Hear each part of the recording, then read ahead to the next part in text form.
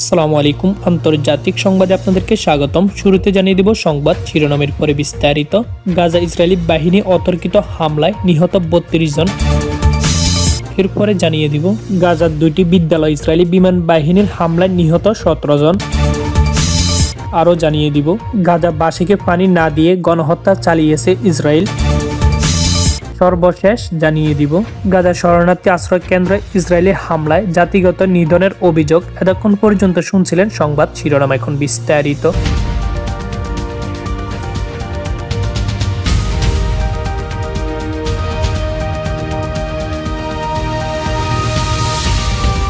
ফিলিস্তিনের সশস্ত্র গোষ্ঠী হামাস নিয়ন্ত্রিত গাজায় অবিরাম হামলা চালিয়ে যাচ্ছে ইসরায়েলি বাহিনী। গত ২৪ ঘন্টায় ইসরায়েলি হামলায় গাজা অন্তত ৩২ জন নিহত হয়েছেন। শুক্রবার ২০ ডিসেম্বর কাতার ভিত্তিক সংবাদ মাধ্যম আল জাজিরা লাইভে প্রতিবেদনে এই তথ্য জানানো হয়েছে। গাজার স্বাস্থ্য মন্ত্রণালয় গত ২৪ ঘন্টায় ইসরায়েলি বাহিনী ৪টি পরিবার গণহত্যা চালিয়েছে। হামলায় ৩২ জন নিহত হয়েছেন এবং ৯৪ জন আহত হয়েছে। গত বছরের ৭ অক্টোবরে গাজা থেকে ইসরায়েলি অভিমুখে ব্যাপক হামলা চালায় হামাসের যোদ্ধারা। এছাড়া ইসরায়েলি ভূখণ্ড অতিক্রম করে দেশটিতে হামলা চালায়। এতে ইসরায়েলে অন্তত ১,২০০ জন নিহত হয়েছে। সেই সঙ্গে অন্তত ২৫০ জনকে জিম্মি করে হামাসের যোদ্ধারা। এর জবাবে সেই দিন থেকে গাজা আক্রমণ শুরু করে ইসরায়েলি বাহিনী। এরপর থেকে আজ অবধিত গাজা যুদ্ধ চলছে। এতে এখন পর্যন্ত গাজার নিহতের সংখ্যা ৪৫,০০০ ছড়িয়েছে, আহত হয়েছে লক্ষাধিক। গাজার ২টি বিদ্যালয় বৃহস্পতিবার ১৯ ডিসেম্বর বিমান হামলা চালিয়েছে ইসরায়েল। এই হামলায় সেখানে আশ্রয় নেওয়া অন্তত ১৭ জন নিহত হয়েছেন। উদ্ধার কর্মীরা বলেছেন হামলায় আরো ৩০ জন মানুষ আহত হয়েছেন। মার্কিন বার্তা সংস্থা এএফপি খবর জানিয়েছে। গাজার এক স্বাস্থ্য কর্মকর্তা জানিয়েছেন ওই বিদ্যালয় দুইটাতে উদ্ধার ফিলিস্তিনিরা আশ্রয় নিয়েছিলেন। প্রাণ হারানোদের মধ্যে একটি বিদ্যালয়ে থাকা অন্তত ৫ জন শিশু ছিল। বরাবরের মতো কোনো প্রমাণ ছাড়াই ইসরায়েলি দাবি করেছে ওই আশ্রয়কেন্দ্রগুলো থেকে ফিলিস্তিনের সশস্ত্র গোষ্ঠী হামাস তাদের কার্যক্রম পরিচালনা করছিল।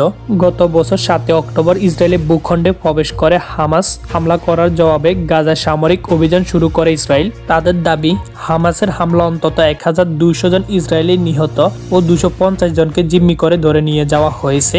গাজা স্বাস্থ্য মন্ত্রণালয় জানিয়েছেন গত ১৪ মাসে ইসরায়েলি আগ্রাসনে এখন পর্যন্ত ৪৫,০০০ ফিলিস্তিনি নিহত হয়েছেন।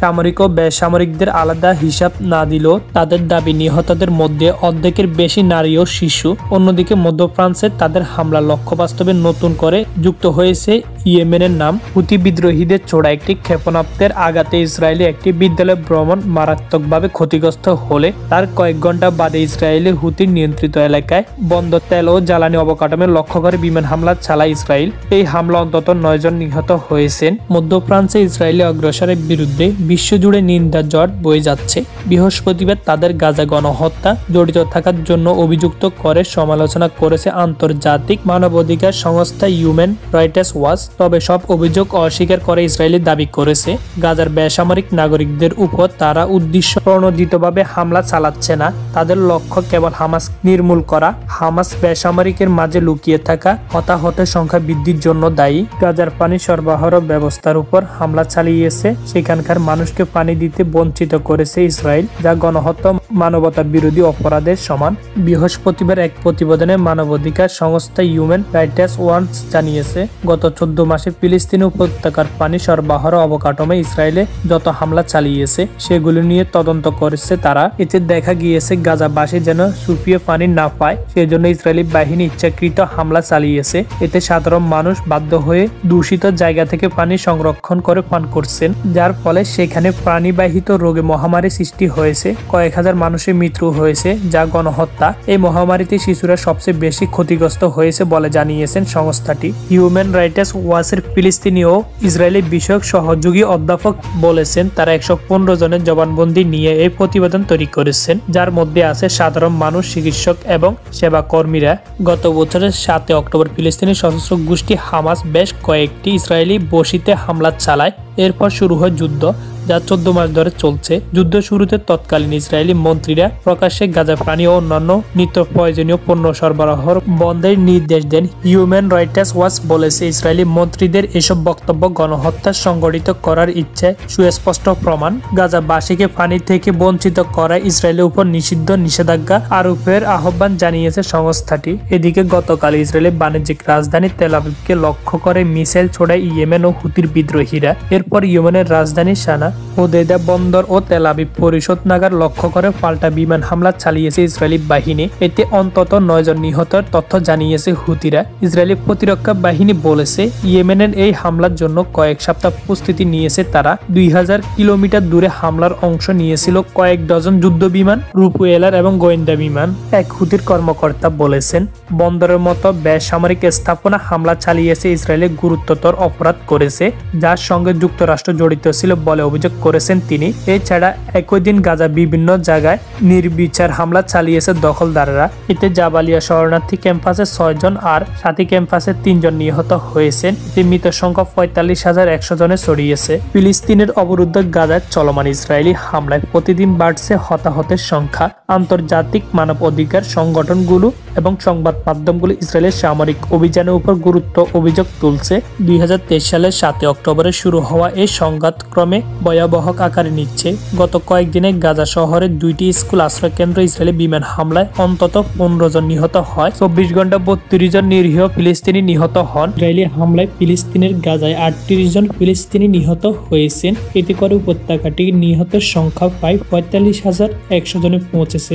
এছাড়া চলমান এই হামলায় আহত হয়েছে আরো লক্ষাধিক ফিলিস্তিনি। বুধবার এক প্রতিবেদনে এই তথ্য জানিয়েছে বার্তা সংস্থা আনাদুলু। ভূখণ্ডটির স্বাস্থ্য মন্ত্রণালয় বলেছে, গত 24 ঘন্টায় ইসরায়েলি বাহিনী অব্যাহত আগ্রাসনে 38 জন নিহত এবং আরো 203 জন আহত হয়েছেন। অনেক মানুষ এখনো রাস্তায় আটকে পড়ে আছেন, কারণ উদ্ধারকারীরা তাদের কাছে পৌঁছাতে পারছে না। ফিলিস্তিনি স্বাস্থ্য কর্তৃপক্ষ মনে করেছে, গাজা উপত্যকা জুড়ে ধ্বংস হওয়া বাড়ি নিচে এখনো 10,000-এর বেশি মানুষ নিখোঁজ রয়েছেন। মূলত গাজা অবিলম্বে যুদ্ধবিরতির দাবি জানিয়ে জাতিসংঘের নিরাপত্তা পরিষদের প্রস্তাব সত্ত্বেও ইসরায়েল অবরুদ্ধে এই ভূখণ্ডে আক্রমণ অব্যাহত রেখেছে। উল্লেখ্য, গত 7 অক্টোবর হামাসের নজির বাহিনী আন্তঃসীমান্ত হামলার পর থেকে ইসরায়েলের গাজা উপত্যকায় অবিরাম বিমান ও স্থলে হামলা চালিয়ে যাচ্ছে। ইসরায়েলি এই হামলায় হাসপাতাল, স্কুল, শরণার্থী শিবির, মসজিদ, হাজার হাজার ভ্রমণও ক্ষতিগ্রস্ত হয়ে ধ্বংস হয়ে গেছে। এছাড়া ইসরায়েলি আগ্রাসনের কারণে প্রায় 20 লাখেরও বেশি বাসিন্দা তাদের ঘরবাড়ি ছাড়তে বাধ্য হয়েছেন। মূলত ইসরায়েলি আক্রমণ গাজাকে ধ্বংস পরিণত করছে। জাতিসংঘের মতো ইসরায়েলি আক্রমণের কারণে গাজায় প্রায় 85% ফিলিস্তিনি ধ্বংস হয়ে গেছে। আর খাদ্য, বিশুদ্ধ পানি এবং ওষুধের তীব্র সংকটের মধ্যে গাজার সকলে এখনো খাদ্য নিরাপত্তাহীন অবস্থার মধ্যে রয়েছে। ইয়েমেনের রাজধানী সেনা এবং একটি বন্দরের শহরে ব্যাপক হামলা চালিয়ে যাচ্ছে ইসরায়েলি বাহিনী। এখন পর্যন্ত অন্তত 9 জন নিহত হয়েছেন। ইয়েমেনের বিদ্রোহী গোষ্ঠী হুতি নিয়ন্ত্রিত মিডিয়ার বরাত দিয়ে এই তথ্য জানিয়েছে কাতার ভিত্তিক সংবাদ মাধ্যম আল জাজিরা। ইসরায়েলি বাহিনী বলছে, বৃহস্পতিবার 19 ডিসেম্বর সকালে পশ্চিমাঞ্চলীয় উপকূলীয় উপত্যকা এবং ইয়েমেনের গভীর হুতির যুদ্ধে সামরিক স্থাপনা লক্ষ্য করে হামলা চালানো হয়েছে। এক বিবৃতিতে ইসরায়েলি বাহিনী বলেছে, যেসব স্থানে হামলা চালানো হয়েছে সেগুলো হুতির বাহিনীর সামরিক অভিযানের জন্য ব্যবহার করত।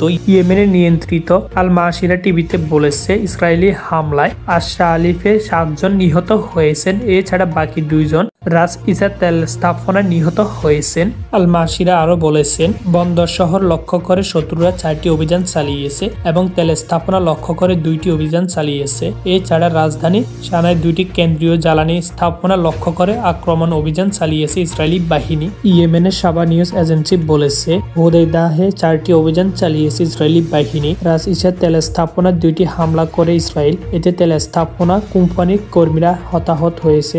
এদিকে ইসরায়েলের সামরিক বাহিনীর মুখপাত্র দানিয়েল হাগারি বলেছেন, তার বাহিনী হুতিদের সামরিক স্থাপনা লক্ষ্য করে হামলা চালিয়েছে।